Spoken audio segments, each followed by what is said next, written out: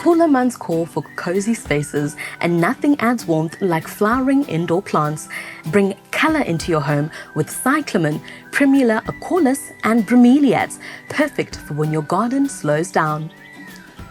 Cyclamens shine with their silver, marked leaves and delicate petals in shades of pink, red, white and purple. They thrive in cool temperatures and bright indirect light. Water from the bottom to avoid rot, and feed every 2 weeks with a liquid fertilizer.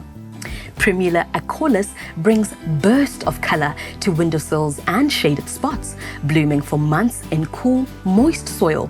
Keep them well watered but never soggy, and fertilize every 2 weeks with the liquid fertilizer to keep those flowers coming. As the weather warms, move them to a shaded spot to extend their bloom time. For a tropical touch, bromeliads are a great choice.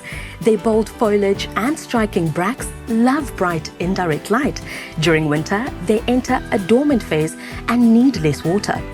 Keep their central cup filled with rainwater or distilled water and mist occasionally to maintain humidity. Avoid waterlogged soil to prevent root rot, and hold off on fertilizing until spring.